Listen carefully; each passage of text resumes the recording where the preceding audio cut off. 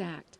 That bill bans California cities from imposing rent control on single-family homes, condos, and buildings built after rent control was started in a city. In LA, that year is 1978. Buildings constructed after that are exempt, which leaves a lot of building owners free to raise rents any time, as in one recent extreme case. A new owner bought their building last year and immediately hit them with 85% rent increases from $1,000 to $1,850. Now, who could pay that? Any of us, but especially not our communities that are struggling to keep food on the table. For city leaders, the fight to give LA back its full rent control rights is about more than just lowering rents. It's one of many efforts to help stop the rising tide of homelessness on the streets. Thank you for showing us about grassroots democracy. We did it with H, we did it with HHH, and I know we can get this done in November. Every single day, I hear another story of economic refugees whose job doesn't match their rent, whose rent is skyrocketing, who are forced out of the streets. We are at the forefront of the struggle to stop displacement from our great city. Opponents say the proposal would make development less profitable and cause construction delays, driving up housing prices even further. It's already clear the fight over rent control is about to heat up. I'm Anna Marcos for LA This Week. The California State Assembly rejected a previous affordable housing bill in January after pressure from real estate lobbyists, landlords, and developers. A battle of words, one word specifically, has raged on for decades. Were the killings of more than 1 million Armenians over a century ago, in fact, a genocide? City leaders marched with LA's Armenian Americans on this issue. Gil Reyes has more. Thousands of Angelenos marched to commemorate the 103rd anniversary of the Armenian genocide. 2 demonstrations took place, one in East Hollywood, the other along Wilshire. Paul Krikorian, the city of LA's first Armenian-American elected official, attended both rallies. There hasn't been any accountability for that genocide, and it really opened the door for the Holocaust and for the other genocides of the 20th century. So this is really something that everyone who cares about humanity should care about, everyone who cares about justice should care about. More than a century later, Turkey still refuses to recognize the massacre of 1.5 million Armenians by Ottoman Turks as a genocide. The U.S. also refuses to officially use that term. Not since 1981, since the days of President Ronald Reagan, has a sitting U.S. president acknowledged the fact that there was a genocide. Speculation is presidents feared they might offend Turkey, a key NATO ally. If you were to run for president, would you say that this in fact happened? The truth is the truth. I've never split those words. I've already said it. We've passed proclamations each year, and I would continue to. LA Mayor Eric Garcetti, a possible presidential contender in 2020. Just as Germany is a great and dear friend and ally, and I say this as a Jew who's had family members, I'm sure, who perished in the Holocaust, it was by facing the truth that we moved on together. LA's racially diverse city council agrees. We also know the healing power that can come from reconciliation and acknowledgement. I think this is a moment in time where we're going to continue to persevere and help elevate those voices and make sure that people get the justice that they seek. I'm Gil Reyes for LA This Week.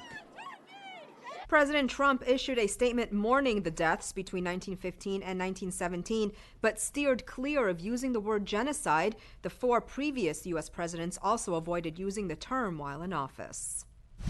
Is it possible to drive in Los Angeles without worrying about gas, insurance, or parking fees? Well, yes, it is, thanks to the launch of a new program that officials say will be a win-win for both residents and the environment. Rasha Goel explains. Yana, I'm here at LA City College, where Blue LA, the nation's largest electric vehicle car sharing service, has come to Los Angeles. Now, this program is going to help make car sharing accessible to everyone around the city and in a green way. You can basically have access to a car and drive around Los Angeles without owning one and incurring overhead charges, all thanks to the Blue LA program in collaboration with the city and Los Angeles Department of Transportation. Reserve the car for a day or for a few hours so you can run around, and you're helping to keep the environment clean while you're at it because they're all electric. These cars are specifically intended for car sharing. They get up to 125 miles per charge and fit up to 4 passengers. And part of the effort is in making it accessible to underserved communities. Once you have registered to the service, you will receive a contactless card, or you can either way use your tap card and then access the car and you rent it. So as soon as you are unplugging the cable from the car, you're ready to go.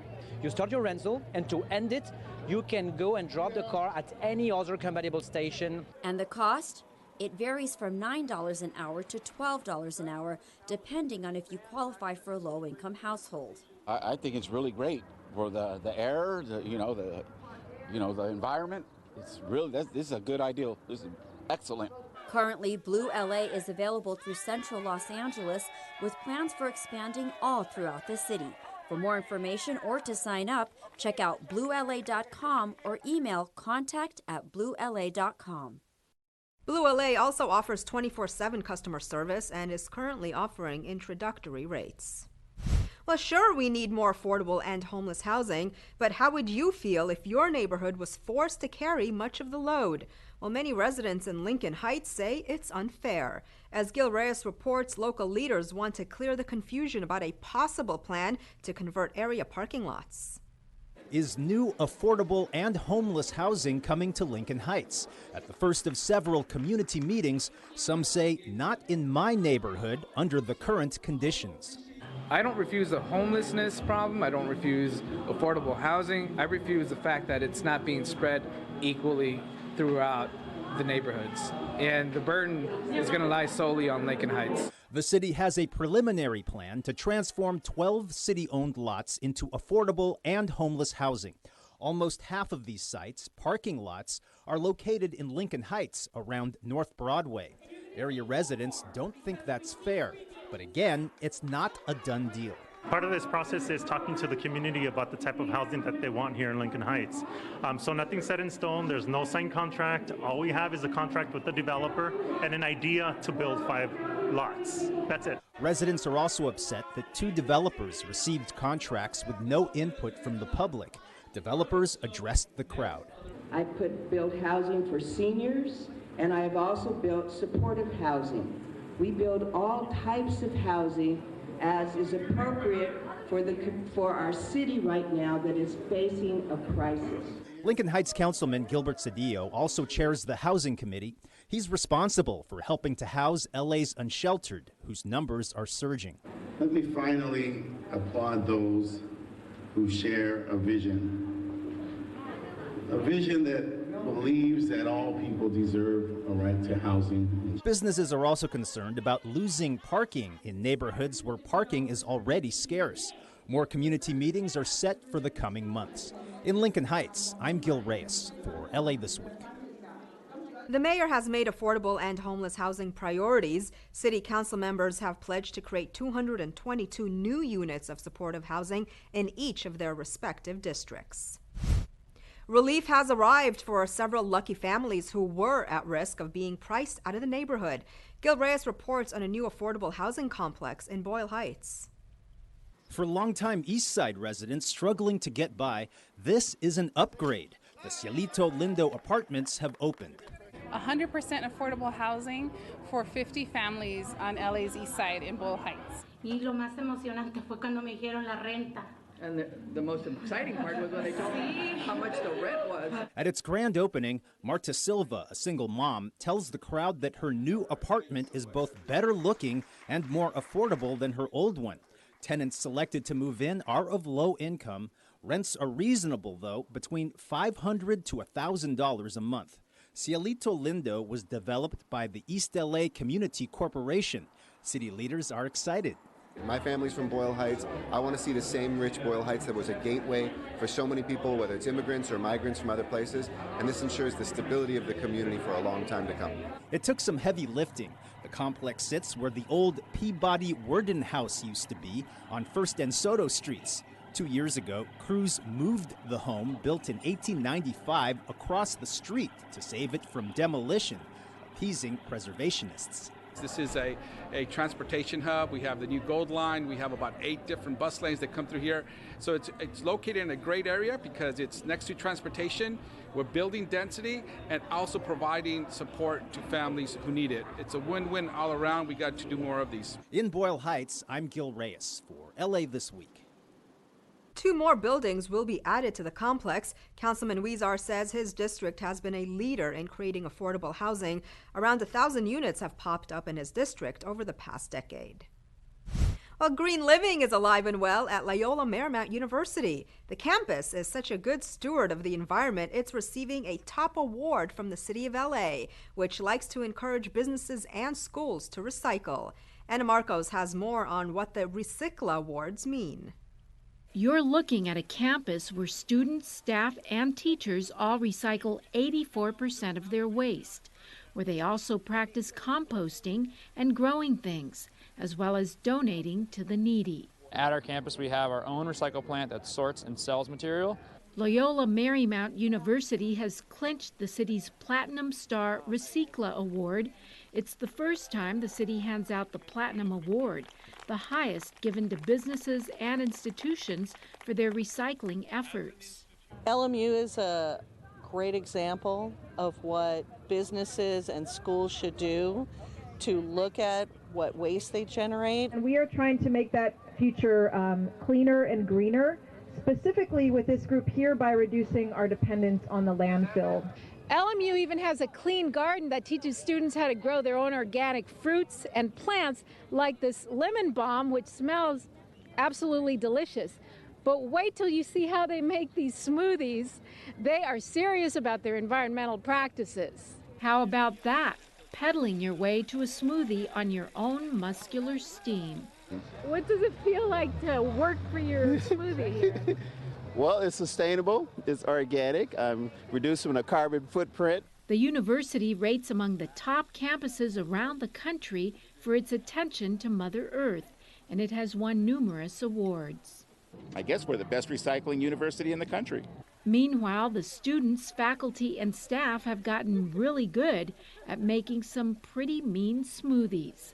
I'm Anna Marcos for LA This Week. Among the university's awards, it won last year's Recyclemania, a recycling tournament for universities across the country. It's also listed as a cool school by the Sierra Club. If you love the environment, every day is Earth Day. But that didn't stop the LA Department of Sanitation from putting on a big party to celebrate Mother Earth. Anna Marcos takes us to Earth Day LA. So, what do you do on Earth Day? Well, dancing on the grass sounds nice, or just finding a great big tree to lie underneath in on the grass works too. People may know them as trash collectors, but when it comes to a clean earth and clean water, LA's Department of Sanitation workers know their way around, and they know how to put up a heck of an Earth Day LA celebration.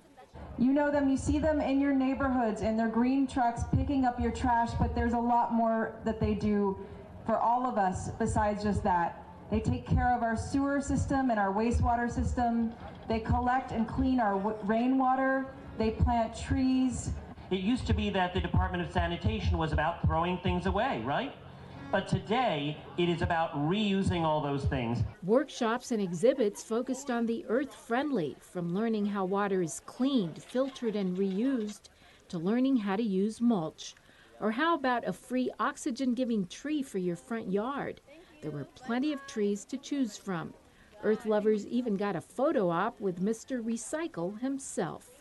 I decided to show up because I wanted to learn about better ways I could recycle and help the earth. The city of LA has become a force in helping to green the environment. One big move for city leaders, pushing more biodegradable products to replace plastic. Everyone here would not want to use a plastic straw if you knew it was going to end up in the nostril of a sea turtle and slowly kill that sea turtle. We're talking now about moving towards zero waste as a goal of ours.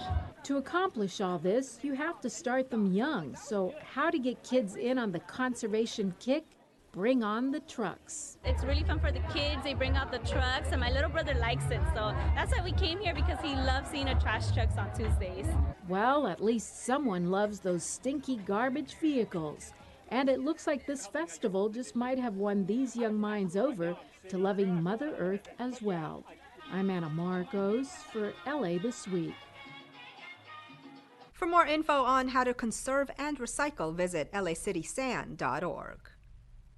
Mayor Eric Garcetti makes it easier for City of LA employees to report sexual harassment.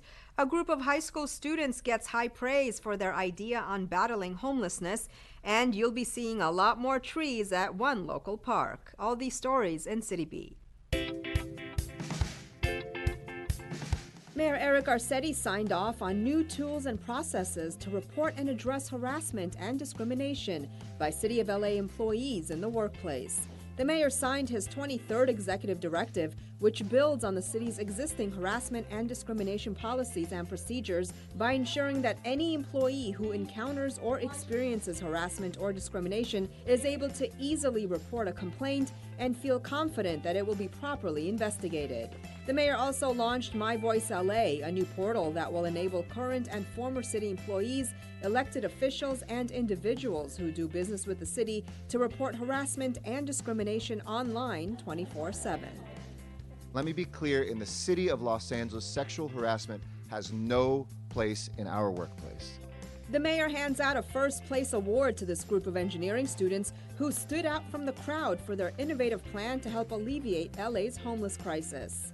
They were part of an Earth Day celebration at the Getty House, where LAUSD middle and high school students gave presentations on the United Nations Sustainable Development Goals.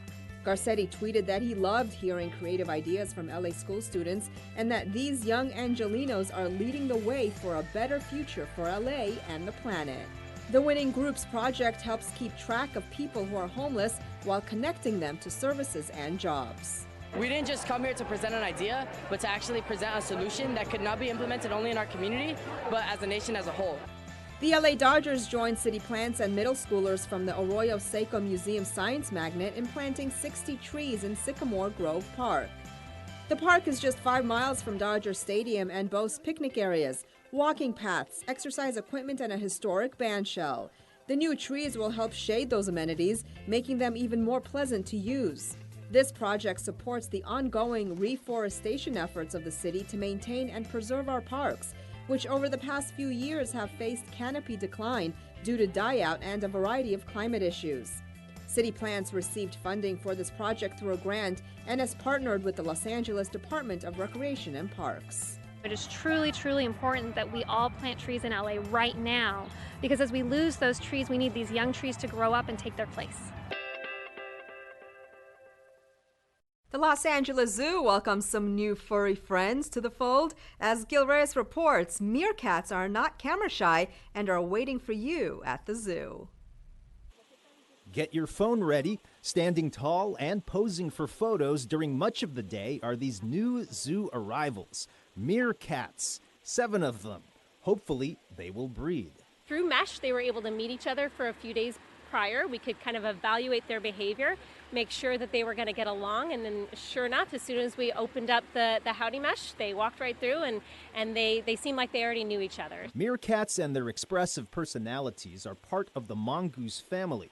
They mainly come from southern Africa, but these recently arrived from zoos in Quebec and in Kansas to help increase the LA Zoo's dwindling population. Stand all the way on their tippy toes and use their tail to help support their weight. And they'll do that as a lookout behavior or sentry behavior where they're looking for predators in the area. What do they eat? They eat insects mostly, but at the zoo we also give them fruits and vegetables. So here we have a very strong dominant female and then her 2 sisters, and then there's a dominant male as well that she is paired with. So those 2 hopefully will breed, hopefully we'll have pups in the next few months. And you can meet this new furry mob made up of 4 males, 3 females, and more to come here at the LA Zoo's entrance. The zoo is open 7 days a week. At your Los Angeles Zoo, I'm Gil Reyes for LA This Week. You'll also find the meerkats hard at work digging a maze of holes and tunnels in their new habitat. Come enjoy a movie from a Hollywood rooftop, check out some cool rides during an annual Community Fun Day, and support your local community at a local craft fair. All this in this week's Things to Do. The Montalban Theater is heating up this summer with several feature rooftop movie screenings. You can't be in a more scenic spot to sit back and enjoy movie classics and new releases with incredible views over the heart of Hollywood. The Montalban has a selection of food vendors, plus all of your favorite movie snacks like popcorn and soft drinks. Make sure to arrive early to enjoy the sunset and take the perfect selfie. The next screening takes place Wednesday, May 16th at 8 p.m. Fire Station 65, One Community, One Cause, Councilman Joe Buscaino, Watts Neighborhood Council, and a host of community organizations have partnered together to promote community unity and present the 8th annual Watts Community Fun Day and Car Show on Fire Service Day.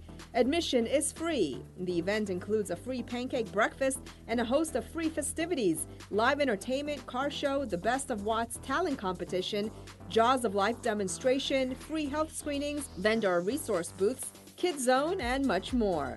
Join the fun for a day of unity, a family event for all ages to enjoy. The 8th annual Watts Community Fun Day and Car Show takes place Saturday, May 12th from 8 a.m. to 4 p.m. at Fire Station number 65, located at 1801 East Century Boulevard. The Echo Park Craft Fair is a 2-day art and design event in Silver Lake, featuring work by over 120 artists and drawing thousands of guests. The fair has become a pioneering showcase for the thriving makers movement. Featuring a meticulous curation of work from some of the finest artists in America, the fair celebrates innovators creating in a vast array of mediums, from ceramics to jewelry, perfumery to clothing design, woodworking to fabric art. Founded at the cusp of what is now a global trend toward the support of handcrafted and locally sourced, the Echo Park Craft Fair has evolved over nearly a decade from a backyard pop-up to a vast community gathering. 7 years after its inception, the fair draws influencers and tastemakers, as well as national and international retail buyers, magazine editors, and stylists whom flock to the market to source products, ignite ideas, and fuel creative inspiration. The Echo Park Craft Fair takes place May 11th through the 13th from 10 a.m. to 6 p.m. at the Max Sennett Studios, located at 1215 Bates Avenue. For more, visit echoparkcraftfair.com. And that's a look at some things to do. Well, that's going to do it for this edition. I'm Yana Kane from all of us here at LA This Week. Thanks for joining us. A reminder that you can catch us online at lacityview.org. You can also follow and like us on Facebook. We'll see you back here next week for more of LA This Week.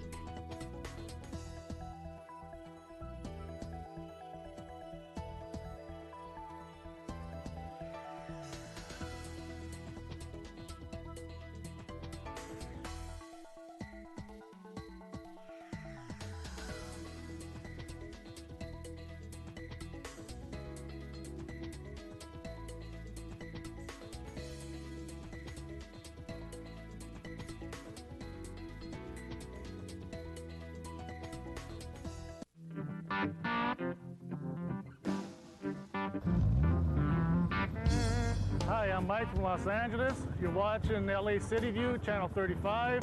Our city, our channel.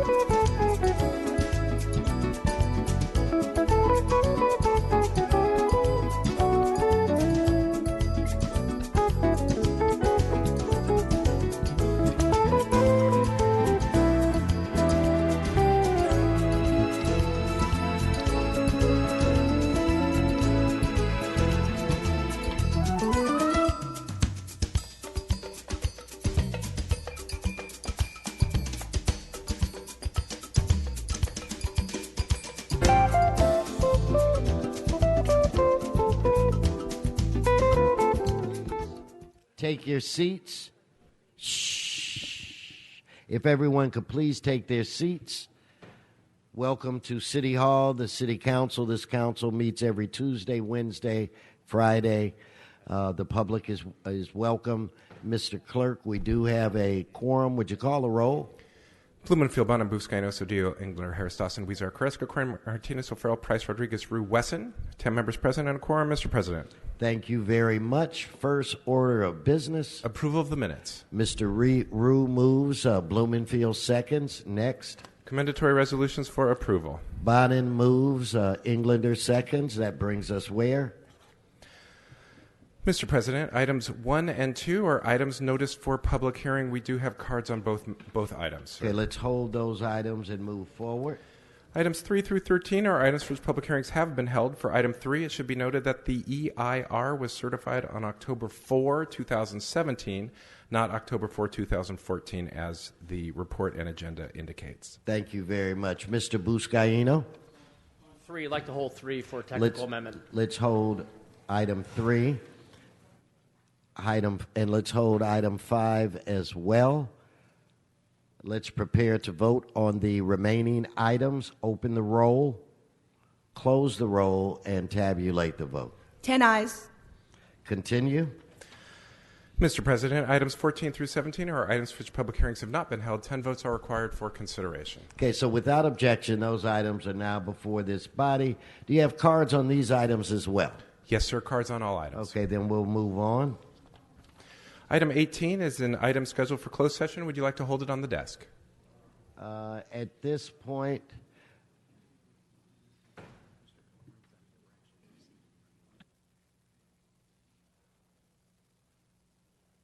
okay, so why don't we hold it just for a moment and continue? Mr. President, that takes council to presentations, items called special, or general public comment for items not on council's agenda.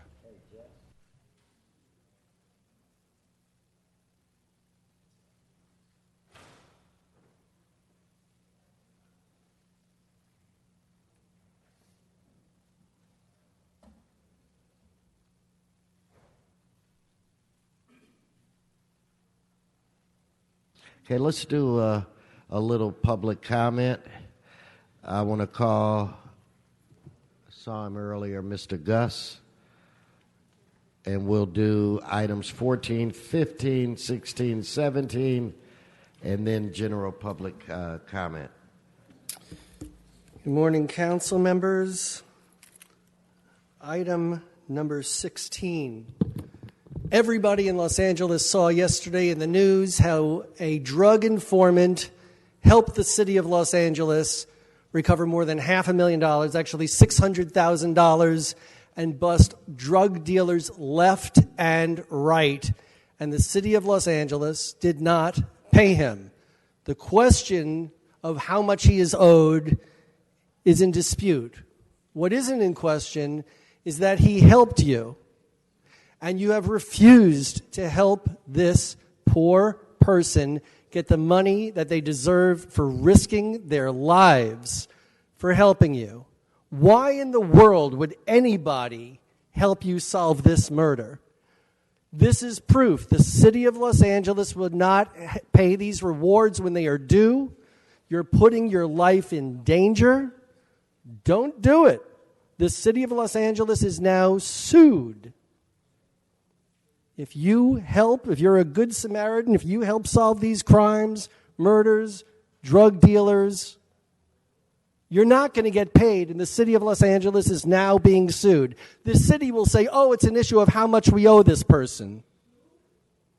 But they're not paying the person anything.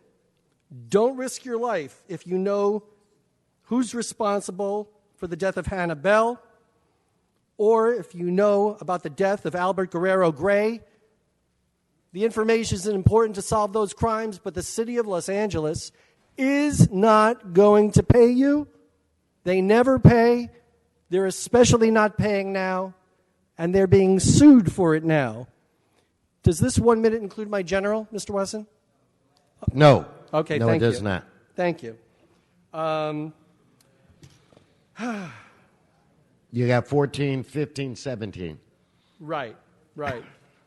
You know what? I'll be a good guy, and I'll go into my general public comment. Let's give him his 1 minute for general public comment. Go right ahead. Council members, I have the #1 most read article on City Watch today about anti-Semitic jokes told by Mr. Krikorian and Mr. Englander at this podium Friday, where the Consul General of Israel sat there, and Mayor Garcetti said nothing, Mr. Wesson said nothing, none of you said anything. It is now the #1 most read article on City Watch. Yesterday, I came here to point out the anti-Semitism, and Mr. Englander somehow lost my cards again, just like he did when I exposed Mr. Price's bigamy.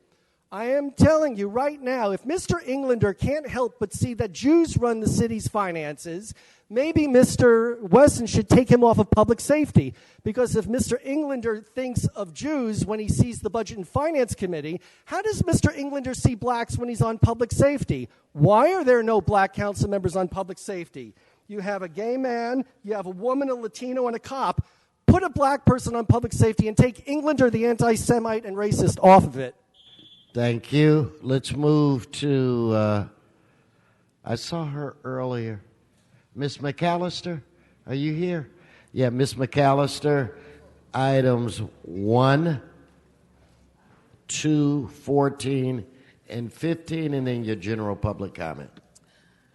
Herb, you weren't here yesterday, but they had a item where they want the citizens of Los Angeles to find out who's robbing the people. A lot of robberies are going on, breaking in houses. When you're letting the people out of jail, what do you expect? That's your job. That's the police's job. Can we go on to the items for today? Item number 1. I'm still asking you to reduce that penalty fee from 250% to 50%.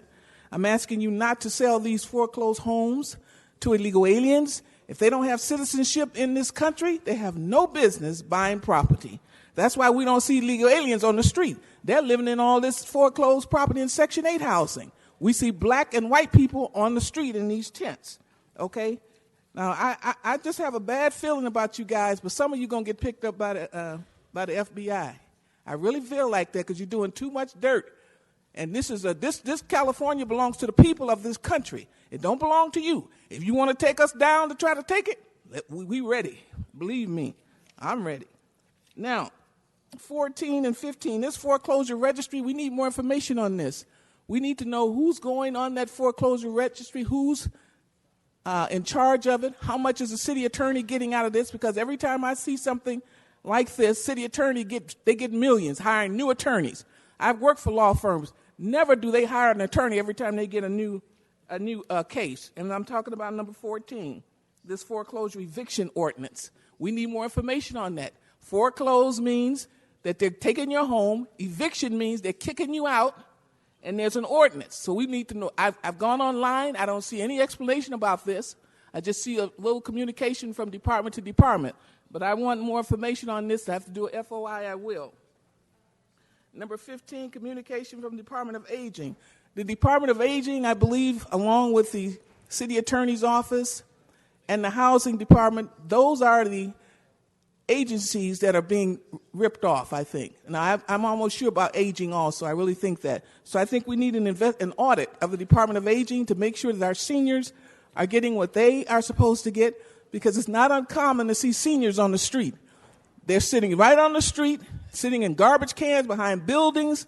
Our senior citizens, I grew up in Chicago. I've never seen a senior citizen on the street in my life until I came to Los Angeles. You may see young people, but you see 75, 80-year-old people on the street, and you bringing dogs back up in here for housing. Listen, go on the lawn and get some of those people off the lawn and get them some house. Don't bring any more animals up in here, whether you're sleeping with them or not. I don't want to see any animals up in here. Now, I'll take my public comments. Let's give her 1 minute. As I said before, my people, we built this nation. You bringing all these illegal aliens in here, taking what belongs to African Americans, even the Africans from Africa. You don't belong here, and you're taking what belongs to my people. So what do we want? You want open borders, we want reparations. We want reparations now. Now, what do we want? We want land. We don't want any money. About 10 states. We want tools and machinery. We want animals and seeds. And we want weapons to protect our land. Only direct descendants of slaves can get it. And I have documentation. I'm a direct descendant. I've gone onto these ancestry and found my mother's father, how she was born. They were sharecroppers. We have evidence that we are direct descendants of slaves. We want reparations, and that's what we're pushing for. You're giving everybody what belongs to us, our housing, our jobs, and you're killing black people on the street, these cops. We want reparations. This city and this country is under a curse. Thank you. Let's get Mr. Herman. Where's Mr. Herman? Mr. Herman? Mr. Herman going once, twice. Okay, Mr. Herman is not here. We can remove him from the queue. Let's get Mr. Previn. Mr. Previn, items 1, 2, 14, 15, 16, and 17, and your general public comment. Mr. Previn. Thank you, Council President Wesson. It's Eric Previn from CD2, and decent-sized agenda for today. Item number 1, obviously, we are extremely pleased to announce that it is Mike Bonin's group for the first time who have topped the pernicious lien against residents category. He's got a 4,044 mofo right up in there, which is pretty impressive. It is pretty impressive. Now, CD9, and this does deserve a fair. They are smart up at Stanford, is what I've been saying, sir, for a long time. Mr. Price has 4 Robusticos up in his district, which is pretty impressive to go after that many folks while you're also clamoring to get some digital signage post facto up on the LAFC. Why not? Why not? You know, now it's hard to say no now when you've got a big, crowd of people down there. And I just applaud him for that. And I ought to say thank you to Meta Housing, who gave $1,500 to Hilda Solis. Just a nice way to go. Then they get the decision made, which I think works well. It's kind of a little lubricator, sir. Now, the Korean Aerospace, I believe it's Industries, put $150,000 into Mr. Cohen's account. That's the lawyer for Trump. Do you think they're trying to get some? We were wondering if we could have a conversation about what they might be trying to get going on that. Item number 2 is the animal fees. Let me put it to you this way. In general, Koretz and I agree that we should not be perniciously feeing everybody all over the place, but there are some that make sense. There are some that strain credulity a little bit. The beak cleaning fee for council members is one that does not make any sense to me. But I do think that when we raise a filming permit from $300 to $680, it's kind of a little bit of a slap across the face. And what I would recommend as a way to go forward, because I know this group struggles, they have to recover all their costs because you don't put anything in their budget. You make them come after us, which is a distinctly different way than they do it at the county, where they partner up with Frontline. So that's not a bad way to go. And then, the fees to the pernicious, the nasty fees go down in size, which is a great thing. Now, number 18, I have to give an acknowledgement to City Mortgage. That's your closed session. And we already had the hearing on item 18. Okay, so let's go to another item, Mr. Okay, that's fine. Previn, please. Well, when you talk about the aging department, which is we like to do, you cannot get very far without saying thank you to Jameson, who are the realtors, not the realtors, but the property owners who rent property to the aging department. Now, when I looked at those invoices, I must tell you, I was extremely worried because they were variable. And of course, you wouldn't know it's Jameson. It took me a 6-month excavation to get those records that showed that there was a kind of a big... Now, if you don't remember who Jameson is, that's Jamie Lee, who's on your employee board. Very nice and professional person. Also the guy with the weaponry up in your office, less, but all a big family. It's a happy family, sir, so there's nothing to be upset about. Thank you. Let's give him his minute.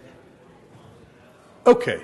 This would be the general public comment. Body cams, we processed the late 2015 Englander taking money from the Taser folks who changed the name to Axon and greasing up that disgusting bloated deal with 4,400 tasers, for which we're going to be facing a significant lawsuit because of that guy who went down the other day and died in custody after being it didn't look like he needed to be tased. He needed to be taken down NFL style, but we tased him, and it's unfortunate. I don't know that that's what did it.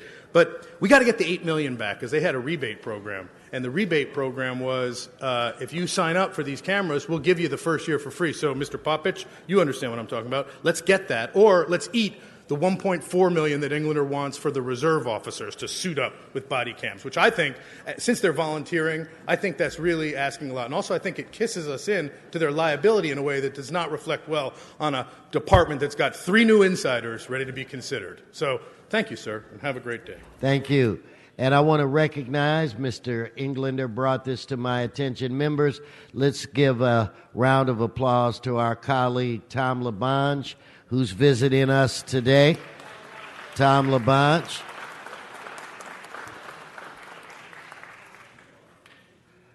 Okay,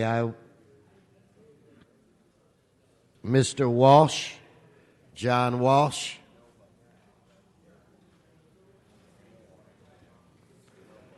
Mr. Walsh, you have items 1, 14, 15, 16, and 17.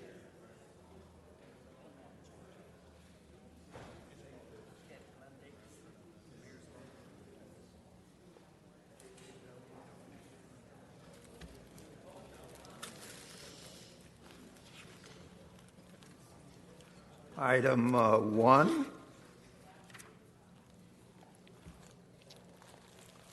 Building and safety, confirmation of lien and nuisance abatement costs.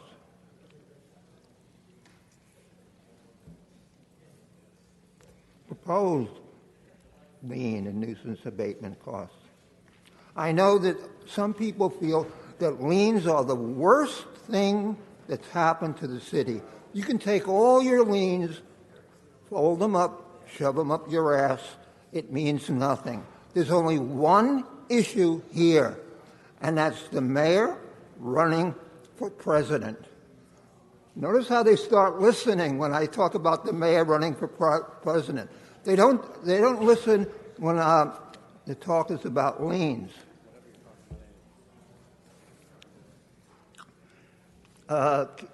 15, budget agreement. Department of Aging. They're all aging over there. They do nothing, and enrollee wages, $1 million here, $1 million there. Okay, there's not one person here with the guts to ask a simple question, and that includes the mayor. The mayor's would-be boyfriend, David Zanheiser, because when the mayor wiggles his ass, Zanheiser kills him. On topic, Mr. Walsh. Okay. You mean the mayor's ass is not on topic? No, on topic, Mr. Walsh. Okay. You want to just go to your general? $50,000 for conviction of the death of a woman named Annabelle. Here's my question. How many outstanding how many outstanding rewards have been offered? When's the last time you actually awarded somebody? The fact of the matter is that this is all bullshit, that nobody gets any rewards, and if anybody wants to try to get this reward, they will be murdered by the gang. I mean, look. Over here, we had Buscayenos. He doesn't give a shit about the person who worked for him who was murdered. Did we hear one word about that person? Did we hear one statement about him? He doesn't give a shit because he's Hispanic. Buscaino doesn't care about anything. Okay, now I go into my my general public comment. The city, once the LA Times leaves downtown, downtown dies. You can't clean it up. Downtown, the city Times Tower, Times Building is going to turn into a swap meet. And I want to know Glendake. Here, when I say Glendake, no response. That's the mayor's lover, his cocksucker. And it's in like, oh, suppose his wife runs out. She watches it and takes a video of it. All right, we could be off topic, Mr. President. I'm talking about a man who's running for president of the United States and has a lover who has not filed a statement of economic interests. He has not filed what? Thank you, Mr. Walsh. Thank you. Okay, so, Mr. City Attorney, so that closes the multiple comment section for today. No, I'm getting a disturbance, Mr. Herman. You were not here. Your name was called. I'll call you for general public comment. So at this point, we will vote on items, Madam Clerk, 2, 14, 15, 16, and 17. If you would please open the roll, close the roll, tabulate the vote. 11 ayes. And Mr. President, the ordinance related to item number 2, unless reconsidered later today, will go over to Friday, May 18th for second consideration. Thank you. Mr. City Attorney, why don't we take up the closed session item if you could... Yes, I think it's a routine settlement that can be done in open unless members have any questions. Okay, on this item... And I'll read the motion. Under the proposed settlement, the city will receive $1.25 million in cash and property. There will be $310,000 in cash and transfer of the property at 2949 through 2963 South Edge Hill Drive, which is valued at $940,000. Thank you very much. Let's prepare to vote on that item. Let's open the roll, close the roll, tabulate the vote. 11 ayes. Mr. Englander, are you ready with your presentation? I am. Then the floor is yours.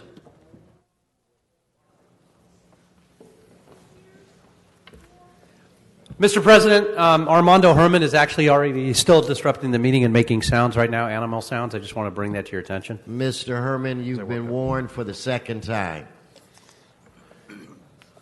So, May is the Building Safety Month. And for 38 years, Building and Safety Month has been dedicated to helping individuals, families, and businesses build safe and sustainable structures. That in and of itself is fascinating. But I can't think of a better way to celebrate it. This is actually really exciting.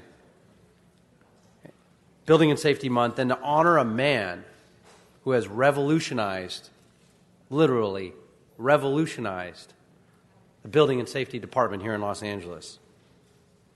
That person is Frank Bush. Let's give it up, first of all. Let's give a big round of applause to Frank Bush. This July, colleagues, this July will be 29 years with LADBS, 40 years in the construction and development industry. Frank, beyond what you know about him, also what you may not know, has a general contractor's license from the state of California, a certification combination dwelling inspection from the ICC, the International Code Council, a member of the California Building Officials, CALBO, which, by the way, one of the most prestigious organizations in the state of California. I'm going to come back to that. He's also a member of the Structural Engineers Association of Southern California. And let me tell you right now, when these organizations get together for their Christmas party, it's off the charts. It's exciting stuff. Prior to his service, he was a licensed general contractor and operated his own construction company, where he was involved in commercial and residential construction. Frank began his city career as an inspector and promoted through the ranks of his current position, the general manager for the city of Los Angeles. As the GM, building official for LADBS, Frank is responsible for managing all operations, including over 1,000 engineers, inspectors, managers, support staff. He cultivates ideas from staff, customers, as well as his own, and helps them turn into tangible improvements. As a result of LADBS, they developed and implemented programs greatly to improve the quality of customer service, and I'm going to talk about that in a minute too, and create significant operational efficiencies. Frank has received numerous awards and recognition from the California state and federal elected officials, community leaders, property owner associations, police departments, city departments, and he's dedicated to public service and resolving community concerns throughout Los Angeles. Before I go on to this next one, let me tell you my experience with Frank Bush. So do you guys remember how bad LADBS was? When I started here in the city of Los Angeles, I will tell you right now, from my perspective, it was one of the worst departments in the city. Frank Bush at the time was in the engine room of that department, if you will. But he wasn't steering the ship. In fact, he was working out of the valley with many of the folks who are now here and have been promoted, all for good reason. But back in the day, while many of them were on the ship, they weren't steering the ship. Others were. They're gone. In fact, it was so bad that I put in a motion once to dissolve this department and say, this isn't working. And then we realized it wasn't the department. In fact, working with Eric Garcetti, Eric was the one that brought to me and said, you know, it's not about just shuffling the deck chairs around and changing departments and dissolving and consolidating and moving departments. It's really about the staff and the people who are driving it at the top. Not the workers, not the ones in the field, but the ones at the top, the management. And so what we really need to do is look and who's running the ship, not who's steering the ship. Find the diamonds in the rough and shine them and bring them up the ranks. Have all of them run the department. So Frank, being one of these people, along with Eric and so many other people that are all behind me, were the ones that were hand-selected to do just that. And what they've done is astonishing. What they've done is they've created one of the most customer service, friendly, responsive, and organized departments in the entire city of Los Angeles. In fact, in the state of California. Because of that, in March, Frank just received the 2017-18 Building Official of the Year from Calbo. So let's give him a big round of applause. It's the reason we're here today. We are so proud to honor him, his entire team here, and them receiving this award. He's an extension of the CD12 family of my staff for his days in code enforcement and working as an inspector in my district. But Frank holds a reputation of being one of the most personally responsible general managers in the city of Los Angeles. There's not a time that goes by, day or night, weekends or holidays, that not just an elected official, but anyone reaches out to staff, to Frank, to his staff, they don't get a return phone call immediately. It's not just that. Most people can do that. What Frank does beyond that is you've made that call on a Saturday on a Sunday. Monday morning, he's calling you back with a follow-up to telling you that he personally went out on site over the weekend at night and checked it out, sent his inspectors. Then you get another phone call a week or two later to tell you where things are at in the process. And he does this with everyone all the time. It's incredible. So it's an honor. It's a privilege to honor you, Frank, your entire department as the Building Official of the Year for the state of California, for CalBO, and thank you for all of your dedicated service and incredible customer service and the human being that you are. Let's give it up for LADBS. Give it up for Mr. Bush. Now I'd like to introduce David Karam. He's the Long Beach Development Services Building and Safety Bureau Superintendent for CalBO and past president. Thank you very much. Welcome. Thank you very much.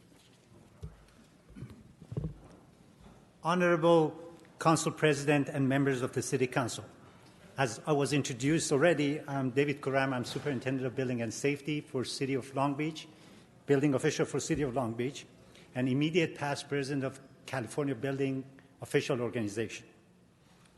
Every year, CalBO recognizes a building official who has done a meritorious work at an agency. The California Building Official of the Year Award is one of the most prestigious awards granted by the CalBO Board based on the individual technical, management skills, conducts, and ethics. The 2017-2018 Building Official of the Year was awarded to the City of LA, Mr. Frank Bush.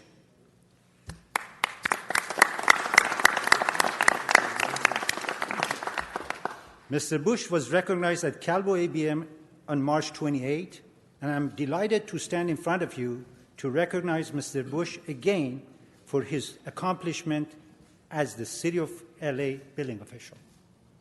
Mr. Bush leads a very large group of professionals that on a daily basis ensure life safety at the greater Los Angeles area, and still finds time to be a part of the CalBO CTI committee.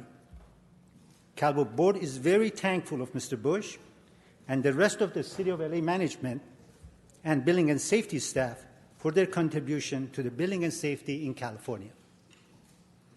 This concludes my presentation, and I have a plaque that I'd like to go right ahead, sir. Present to Mr. Bush.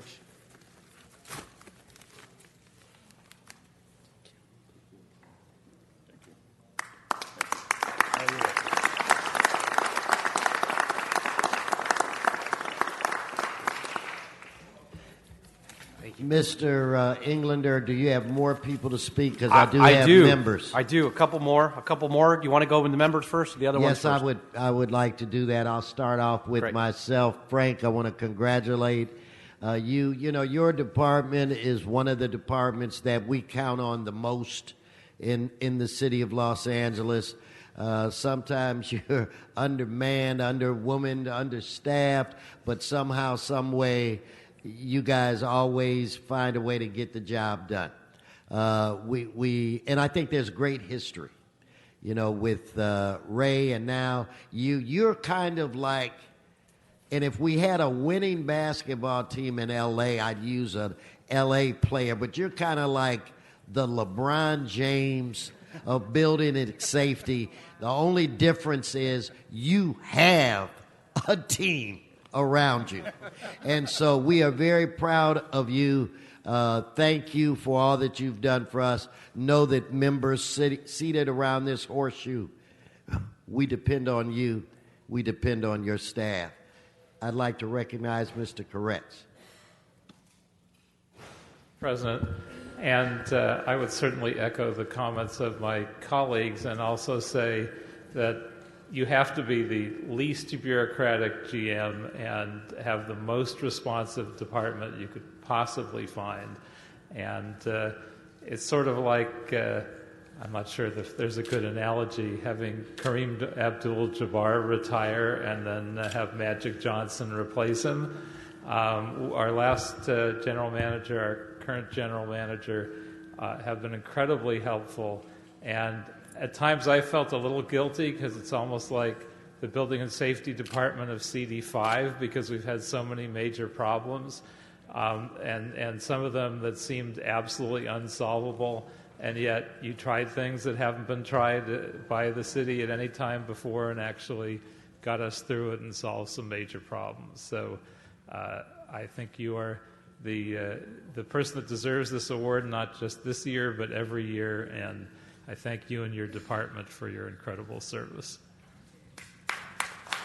Mr. Bloomingfield. I just want to add my voice to the choir here, Frank. I'm particularly proud of working with you and knowing you, and also that you are a constituent in the 3rd District. You're the only general manager that actually lives in the 3rd District, which is something I relish. And you understand the Valley. You're always responsive, and you've got a great team. So I just wanted to add my voice. You know, you have people's lives in your hand, their safety in your hand, and you take that responsibility seriously, and you do a great job. So thank you. All right, Mr. Rue. Thank you, Mr. President. I just wanted to rise to also congratulate you. But I got to say, when Mitch first introduced the proclamation and I glanced at it, I was immediately upset. And I was going to give you a call, Frank, because I mistakenly thought it was a retirement. And I was like, what is this?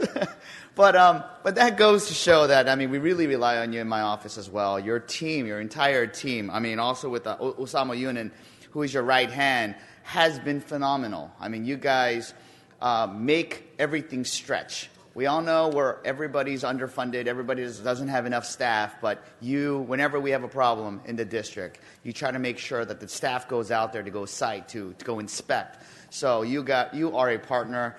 You have a very, very busy job, you and your entire team, and I really thank you.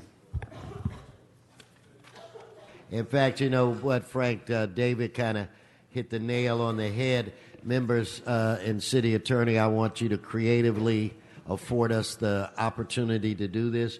We're going to pass a resolution right now to be signed by Mr. Englander and Mr. Rue, where we refuse to allow you to retire, Frank. So that's unanimously approved. Mr. O'Farrell. Thank you, Mr. President. I just want to say about Frank Bush, years before you were ever the general manager of Building and Safety, no job was too small or too large for you. And just as someone who was in the field of my predecessor, anytime I needed something, you were there. So I want to say that you're part of a department that I feel has been extremely responsive to work with my whole time in public service, which is 16 going on 17 years. And I would hazard to guess that you wouldn't have won this award had you not been supported by such a strong team of professionals in the department who are gathered around you. So I want to salute the entire department that you manage, because I think all of you are exceptional, and I know that my team and I can always count on Building and Safety when we need anything, and we really value that relationship. So congratulations to you and the entire department on this award. Ms. Rodriguez. Thank you, Mr. President. Frank, you have just been a really great friend for many years, and someone that, to echo the comments of my colleagues, someone that we could always count on for that unapologetic, unvarnished truth about what we can and cannot do, but always finding the way to do it and making sure that we found a path to do things correctly to help improve the quality of life for our residents, but also to be part of the solutions for how we actually can be more effective at creating a better development process, everything. I mean, you touch a lot of different parts in the city, and I really want to thank you for always being just always so responsive to me, to my staff. But again, I've known you for quite a few years, and you've just always had that approach of get it done. And having a partner like that, I think, is reflective of why you've earned this incredible award. So congratulations to you, congratulations to the team, and thank you so much for your service.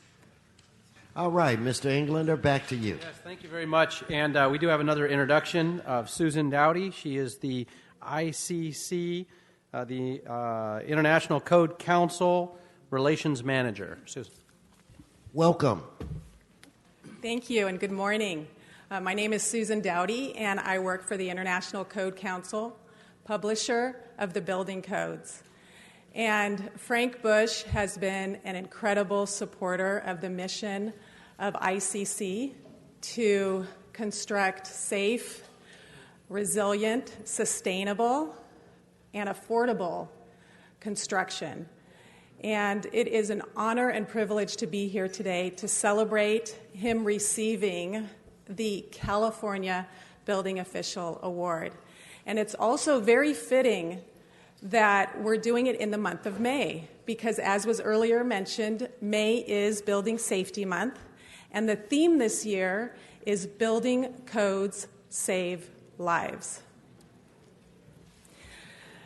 On behalf of the International Code Council, thank you for the great work provided by Frank Bush and his amazing Los Angeles Department of Building and Safety team. Thank you.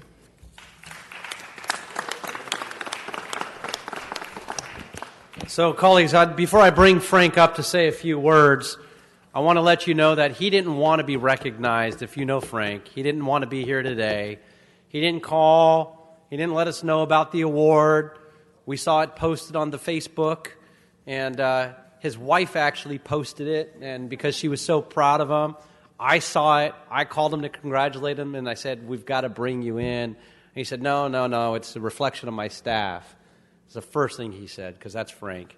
And I said, leadership, it comes from the top down, and it's Frank, and with an incredible staff. But make no mistake, he is definitely the leader. He's not just that building safety manager of the year for the state of California. He is the general manager for the city of Los Angeles. This month is his recognition. And I don't want to take that away from him because he is too special. So beyond that, before we bring him up, we have a notice to comply that we've all signed to Frank. And it reads on not only that he has 29 years of service and appreciation and dedication to the city of Los Angeles, he also has to get his goatee cut and shaved. Goes on to talk about some new suits perhaps, and just how great and how much respect we all have for him and how much we love him. So without further ado, Frank Bush. All right.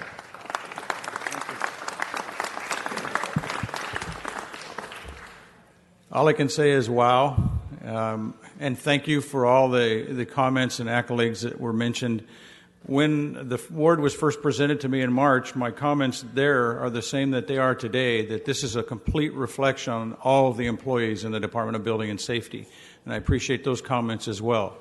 Because, yes, I'm the general manager at this point, but the team, the entire team in Building and Safety have been the one that are doing the work, coming up with ideas that we implement, that we try different things. They're working, thinking outside the box to come up with new things.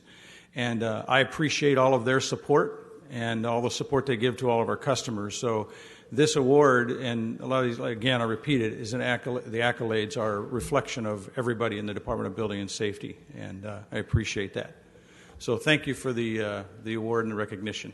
Thank you and your team. So, we'll take a picture right here real quick, and then we'll go in the back.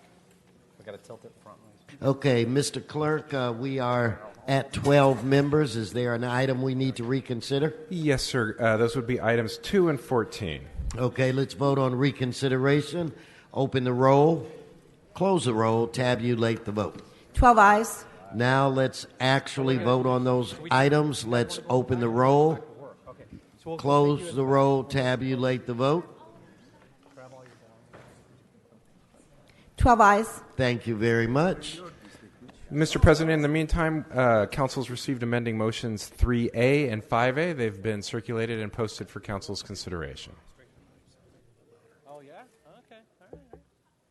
Maybe not as loud as yours. I don't know. Mr. Buscaina. Thank you, Mr. President. On item number 3, technical amendment was circulated, and I ask that we continue item 3 till Tuesday, May 15th meeting. Okay, so without objection, so ordered. Thank you.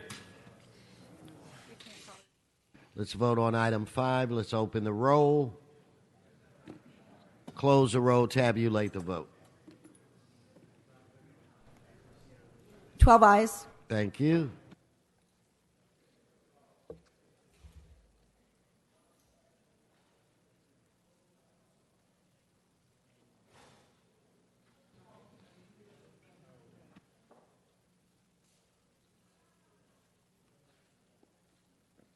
Okay, I'm going to go to general public comment.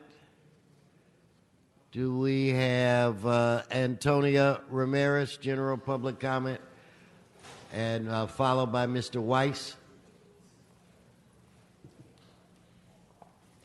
Thank you very much. Los Angeles stinks. It is unsafe, it is uninhabitable, and theft and burglaries are an epidemic today. We can all thank our unpatriotic and un-American assholes. They are Eric Garcetti, Jerry Brown, Dianne Feinstein, LA Council members, and City Attorney Michael Feuer, and DA Jackie Lacey. Moreover, fuck Hollywood and their drugs, booze, and skanky sex. It is not glamorous. And then fuck the ACLU, tranny, lesbos, and faggots, and their legal schmucks and shysters who want to sodomize children in America. Beware. Fuck the FBI, the CIA, and NSA, George Soros, Henry Kissinger, JP Morgan, and all these perverted reptilian lizards. And may President Rodrigo Duterte of the Philippines send them all a Hiroshima and Nagasaki nuke. And we can all pop a champagne bottle and say, bravo, the FBI, the CIA, and the NSA are gone, killed and gone. May they rest in peace. And no more gang stalkings. And then fuck Homeboy Industry and all its Latino. Thank you. Mr. Weiss. Thank you, Mr. Weiss. Thank you for the opening act, Mr. President. That should get everybody's attention. I'm here, your counsel, again addressing Mr. O'Farrell, who apparently now has his back to me and doesn't want to listen. But I've got an issue, Mr. President and counsel, with regard to balancing the relocation needs of the tenants in the Western and Franklin District. And I appreciate the fact now that Mr. O'Farrell is now sitting next to you. I need to talk to Mr. O'Farrell, Mr. President, about the fact that he has basically rolled over these tenants. He's allowed them to pretty much rot on the vine. I now have a new, I don't know whether it's intentional indifference or just indifference. The bottom line is we all want to do the right thing. We have policies in this council relative to Senate relocation. We go back a long ways. We know how hard we fought. And bottom line is if we don't like what we have to, Mr. O'Farrell, again, for the record, Mr. President, I know that you can try to listen to two conversations at once, but it's really hard. Thank you very much. All right. Okay, let me get, is it Mr. Bovell? Claudio Bovell, please come forward.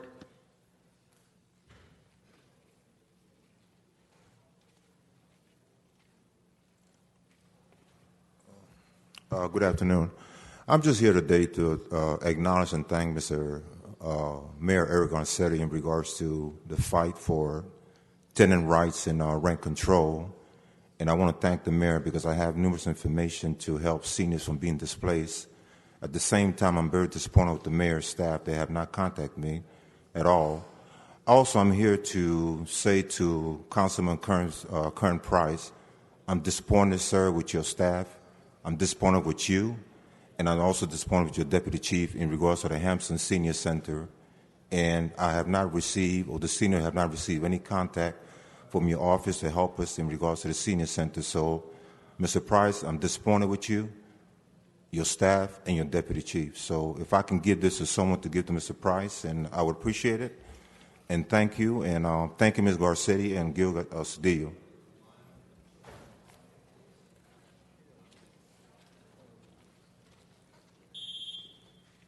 Mr. Herman.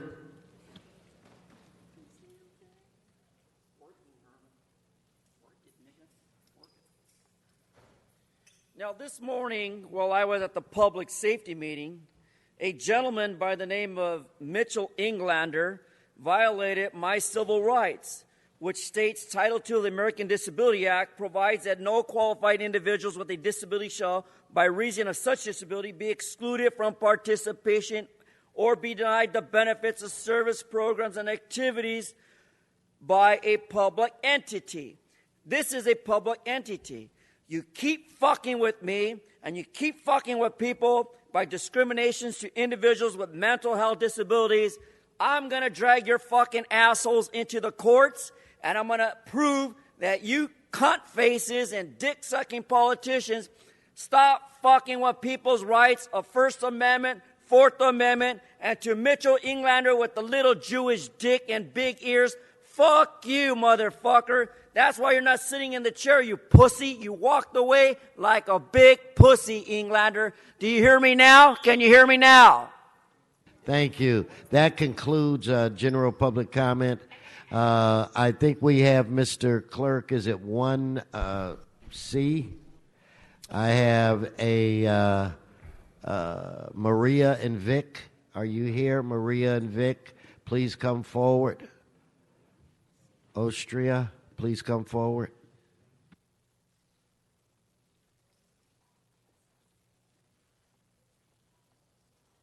Good morning to the honorable members of this chamber.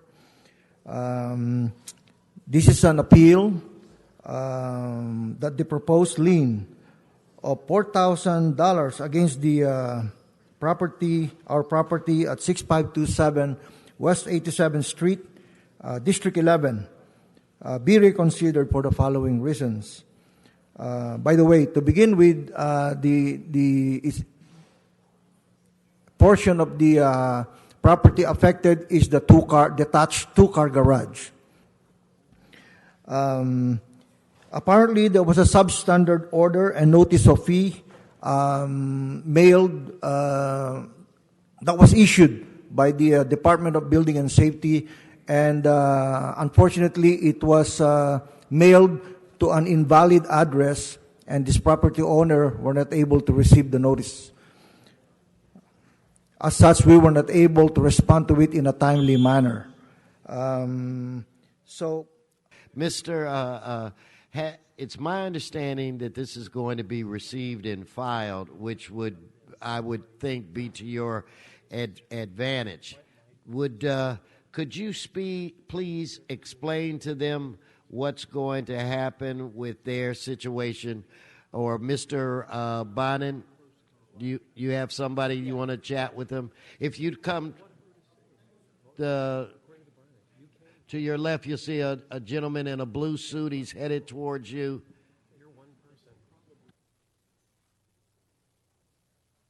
Okay, so let's vote on that item. Let's open the roll.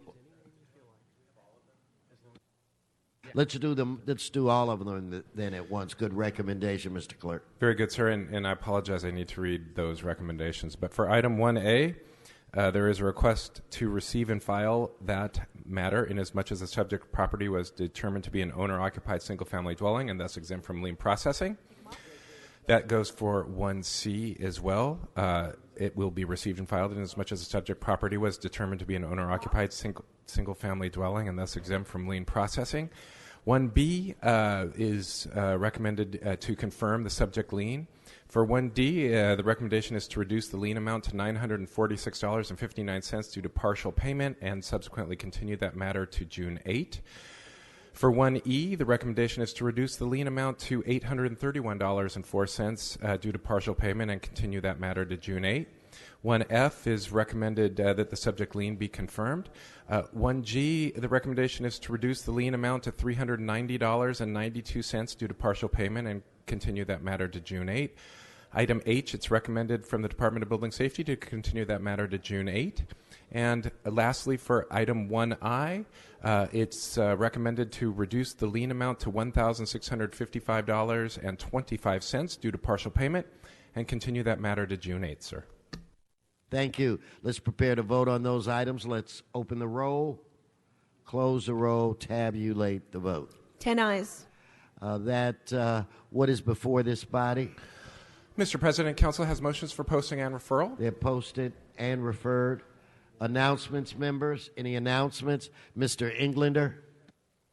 there comes a time where many of us stand up and make this announcement, and it's one of the toughest to make for us because we come across some really interesting and fascinating and incredible young leaders in our community. And we get the opportunity to share a brief moment of time with them as interns in our office. And for us, I think the gratitude is to us, much more to them. And what we get out of it is so much, because our interns teach us so much. We learn from them rather than the other way around. And I had the honor and the privilege this last year of having two unique, incredible interns in our office that were truly special. Lorena Espinal was born and raised in the San Fernando Valley. This spring, she'll be graduating from California State University, Northridge, with a Bachelor's of Arts degree in Communication Studies. She's the first member of her family to accomplish becoming a college graduate. That is awesome. And she is awesome. I will tell you, her attitude in the office has always been incredible.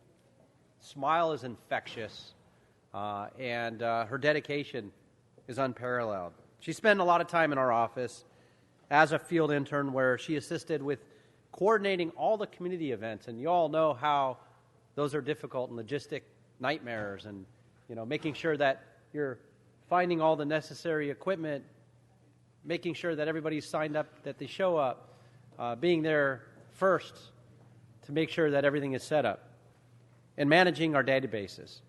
She took something that looked like organized chaos and made it poetry, and did so beautifully. Brandon Ashford was also born and raised in the San Fernando Valley. So recently graduated from CSUN with a bachelor's in communication studies. While studying for his undergraduate work, Brandon spent 10 months in Sweden as an exchange student, where he studied media and communications.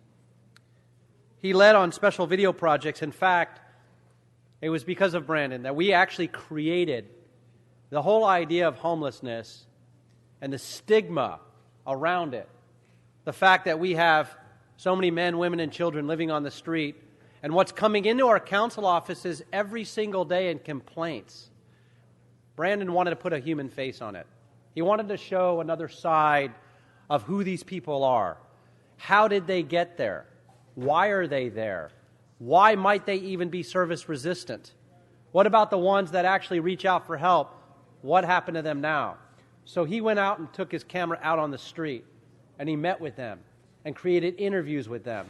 And then we pushed those out on social media so we can change the narrative, so we can continue or at least even start having a dialogue with angry constituents about who this population truly is and why they deserve help and need. Brandon did that. As an intern, he did that. And then he also worked on making movies that matter and so many other things. I'm so proud of these two. I'm proud. I'm honored to have served with them. And I wish them both the best in their future endeavors. Thank you both. Thanks so much. Give them a round of applause. Mr. Root. Another quick announcement. May is Asian Heritage Month and Jewish Heritage Month, and there are two free events that are coming up. And that is on May 11th at 6 p.m. for the Mulan screening for the entire family. And this Saturday, May 12th, Identity LA, at 4 p.m. at City Hall for the music festival. So everyone could attend, and both events are free. That's this Friday and Saturday. Okay, let's move to adjourning motions if there are no more announcements. If all in the council chambers would please, Mr. Bonnet, well, wait, let's adjourning. Let me get everybody. If we could all rise, and silence, please. If we could all rise for adjourning motions. Shh. Mr. Bonnet. Thank you, Mr. President. Colleagues, I'd like to ask us to adjourn in memory of two people today.